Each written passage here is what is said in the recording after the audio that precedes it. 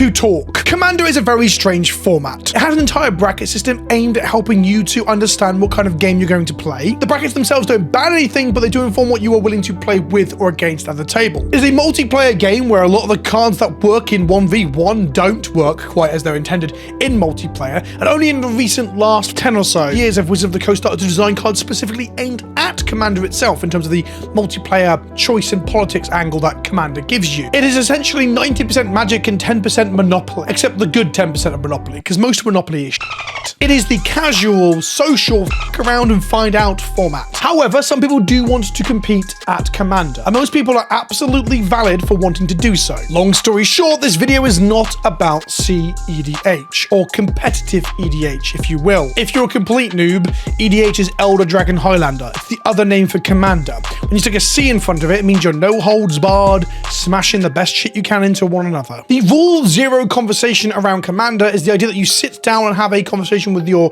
soon-to-be opponents and table buddies and friends or colleagues or people at the local game store, and you discuss how you want to play Commander. Now that can be simply as simple as like 3 or 4 of you just saying, let's just shuffle up and play, my deck's pretty strong. That can be a detailed conversation giving information about what your deck does, how many combos you have, how many tutors you have, how much fast mana you have. The most clear and succinct rule zero conversation is those people agreeing to play CEDH. Sitting down to play a CEDH pod is a default rule zero of, I don't mind what you play. You can do literally anything in the aim of the game to win. Now, the rest of us that aren't playing CEDH, the rest of us that aren't playing as cutthroat, as stacksy, as combo-centric and efficient as possible, the rest of us are in other parts of the bracket system, right? I don't particularly think the bracket system is very good in its current iteration. I spoke about that when it first got released. I'm looking forward to commentating on it more when we get more information on this. I believe it's next week that we get the big announcements. But the rest of us aren't playing CEDH. So that brings us to the topic of this video.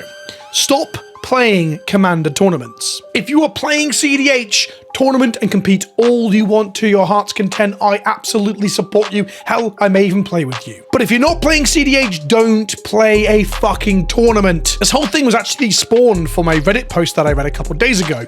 The Reddit post in question, I may link it down below, I may not, has been closed because a store owner has been harassed, it would seem. But I'm going to go through the initial little gem of a thought that I had from this post. I'll reference to the post. I'll talk about how playing tournaments of Commander is absolutely counterintuitive to the idea of Commander. And I don't think it leads to a good time. I've never heard a positive story come out of this. In the meantime, if you're looking to buy cards in North America, you can go to coolstuffinc.com, use the code Kenobi at checkout and get 5% off your order, and it helps support the show. Or if you're like me and you're in the old world where democracy still stands, at least momentarily, you can go to magicmadhouse.co.uk, who delivers to all of Europe. Use the code on screen right now to get 5% off all your orders, except for sale items and pre-orders. And if you really like what I do and you want to get involved in some like regular queue drafting, MTG leagues, even Tabletop Simulator Warhammer leagues, look in the link in the description below for, that was a really weird way of saying it, look in the description below for a link to my Patreon, or join as a member to this channel via the membership button down there. For just £2 a month, you can help support the show,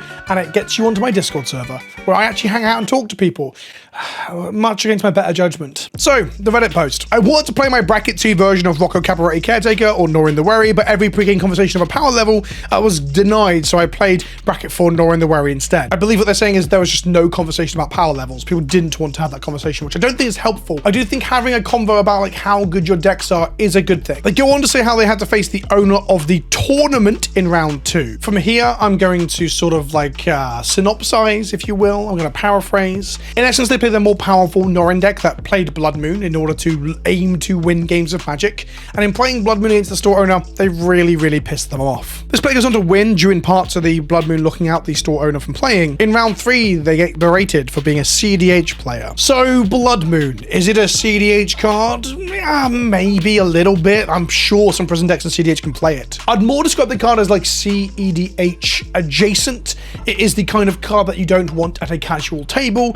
I've certainly played it in mono red decks before. I won't lie. It's part of Permafrost for a long time. I used to wax and wane on whether to include or not, depending on like the environment that I was playing in. Some of the casuals at my local store thought it was really funny because their mana bases weren't that expensive and weren't full of dual lands. So it's CEDH adjacent, but one Blood Moon a CEDH deck does not make. And this is where the whole thing starts to really fucking grind my gears. My piss was boiling as I read it. The idea that you're accusing someone else of being CEDH when they are playing in a competitive environment, they're playing in quite literally a tournament where your standings matter and there's prizing. Now look, if you don't have prizing, if it's just participation prizes, you know, a booster for joining or 2 boosters for joining, then don't call it a tournament. The thing is, the word tournament carries quite a lot of weight as to what you're up to. The whole point of a tournament is to do well to get the highest in standings, whether that just be for a participation prize, whether that just be for the prize you get at the end of it, or just being able to say, hey, I did really well. I've been to many a pre-release, I've been to many an event where the prizing was flat and not top tier heavy or structured towards top tier, and thus most players got the same amount of prizing, but playing for first place or in the top 8 or top 4 whatever was still a thing people did, because someone like myself will go to an event that is a tournament and try to win. Oh, I've got some anecdotes to add here. We'll go back to the Reddit post in a moment. I went to a Combat Patrol tournament for Warhammer 40k quite some time ago now, several years ago, almost 4. Back in the day, Combat Patrol at that point during 9th edition was just 500 points. So you just assemble 500 points out of your army and take them with you to play as a small contained army. I took like a Greater Demon, a Demon Prince, and like some small little nurglings that were absolutely chaff. Basically one big fucker that's very hard to kill unless you have anti-tank guns. Most of my opponents didn't have anti-tank guns. It was actually tended to be a very beginner-friendly tournament, hence the point size. But it wasn't advertised like that, it wasn't marketed like that, and people weren't talking about it like that going in. I think the local players that had not met me yet were expecting to win, especially the tournament organizer that was also playing. They were expecting just to cakewalk it. I think they had 2 or 3 Gladiator Reaper tanks and 1 Tech Marine was their army. Either way, once my big demon got to them, he just swatted them to bits and destroyed them. After the event, the TO was talking about banning named characters. What he didn't realize was that the Great Unclean one that I was playing is not named. I had to explain softly to them that that banning will not stop someone like me doing what I did before, nor affect specifically me, as I felt like that was the target. They then went on to explain that this wasn't a tournament per se, it was a thematic crusade or a narrative combat patrol event. A Great Demon wouldn't be on a combat patrol. Last time I checked, most combat patrols aren't made up of 3 tanks either. Either way, there was absolutely a disconnect between all players and everyone involved, namely based upon the word tournament. Look, you can do a game day, you can do an event, you can do a get starting event, friendly event, casual event, narrative event, whatever it is, depending on the tabletop game that you're trying to play. Hell, you can even pair based upon standings. People will absolutely be happy to play in the winner bracket or the loser bracket, but just don't call it a fucking tournament, because people will show up with the intent of playing the best thing they can muster with the most amount of skill they can and reps they can to win. And going back to Commander, that will also happen in your non-CEDH tournaments, because CEDH doesn't have a different pool of cards. CEDH is just the end game most efficient version of Commander that most players aren't aiming to get towards. It's just where you go when you want to win. I mentioned this anecdote in my local game store today when I popped in to buy an Aether Drift bundle because I really wanted to open a piss rare, and it was a Pringle immediately. Good for me. They mentioned that they'd actually had a Commander tournament recently, and that was really fun. They played a 2-headed giant tournament, and I immediately groaned and started to be quite dismissive, because I'll be honest, the idea of Commander tournament is quite literally an oxymoron to me. They're the antithesis of each other unless you are playing in that CEDH bracket. Within moments of talking, they mentioned that one regular player there bemoaned, bitched and cried after a round that their opponent was playing things that were too sweaty. In a tournament environment, you can perhaps act too sweaty, but I do believe on a fundamental level, you can't play or bring something that is too sweaty. You aren't there to facilitate your opponent, getting to do their thing. You are there to smash people. It's a fucking tournament. You're there to win. Now, of course, there's sportsmanship and there's the softness with which you can approach things, how you can come across as a person, how you react to players who are less skilled than you, newer than you. All those things factor in too. Smashing someone sounds so aggressive and so kind of violent almost. But the truth be told is that players will show up to win when it's a tournament. The anecdote from the getting banned for playing Dorian the Wary at a game store goes on to have them disagree with the store owner, get cussed out and asked to leave and not given their prizes. It doesn't sound great. The thing about these sort of anecdotes is that one player and some people in the comments who aren't happy about the store all banding together to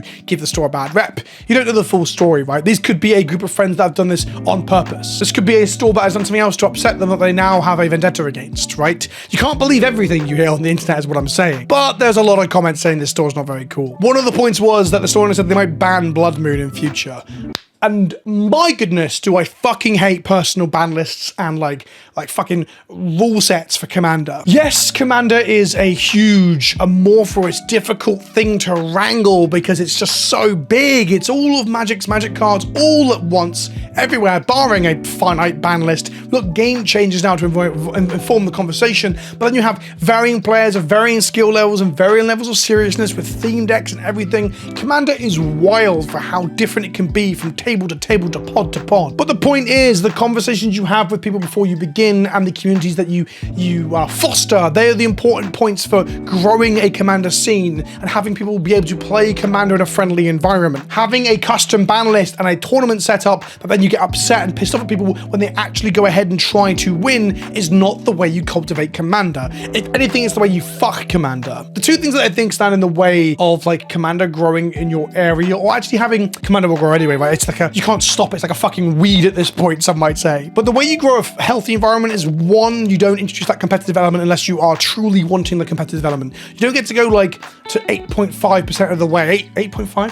85% of the way. If you're playing CEDH, you're playing CEDH. Just because someone played a strategy that absolutely dogpiled you doesn't mean that strategy is unfair or cringe or try hard. Maybe you fucked up. Maybe you weren't good enough. Maybe your draws are bad. Blame something else. Well, that's one way that you fuck a community. The other one is just allowing toxic people to be toxic. And that can be, in this case, a store owner who wants to ban Blood Moon because it did well in a tournament against him. It can be entire new ban lists and rules systems that I've talked about in a previous video. I got accused of giving that sort of shit, but the reality is I looked at a public list and found it absolutely excruciating to imagine playing Magic via it. But also beyond the stores themselves, like a lot of stores are pretty damn good, right? They're pretty chill, but you will have the occasional toxic member of that community. And I don't think you should ostracize people because they're exhibiting some minor toxic traits. I think you should talk to those people about it. I think you should talk to other people at the store about it. Remember that everyone there is a human being who is using their spare time to engage with a hobby that is giving them some light at the end of some form of tunnel. We all work day jobs. We all grind our asses off to then spend some time away from responsibilities like work or family to play these games, and thus we should support one another in doing so. And that means telling someone when they might be making someone else feel uncomfortable in a reasonable way, or just helping people to grow beyond their initial toxicity towards a certain card, or the way people play, or attitudes towards luck and variance. This one's a lot harder to do than the don't play fucking tournaments, so it's an ongoing project that we can all engage with, hopefully, in some sort of grown-up and reasonable way that helps others. But the beginning of that is don't play a fucking tournament unless you're willing to get absolutely bodied by something you weren't prepared for. That's how Magic can be sometimes, baby. So in summary, CEDH is absolutely perfectly fine and reasonable, but if you're going to play CEDH, play CEDH. Don't go into a tournament and get upset when someone plays something that's even mildly try hard, because that makes you the loser. Let me know what you think in the comment section below. Should people get banned from game stores for playing Blood Moon? Should Blood Moon get added to a bespoke list of banned cards by your local game store? Are you a cringe loser for agreeing to either of those things? Let me know in the comment section below. I've been Vince, also known as PleasantKenobi on the internet, and if you want to help support the channel directly, link to Patreon down below. Come hang out, come get involved. I want to fire Cube more regularly via Draft Monster Tabletop Simulator. Come get involved with it, you slags. In the meantime, be good to one another, and I'll see you soon. Ta-ta for now.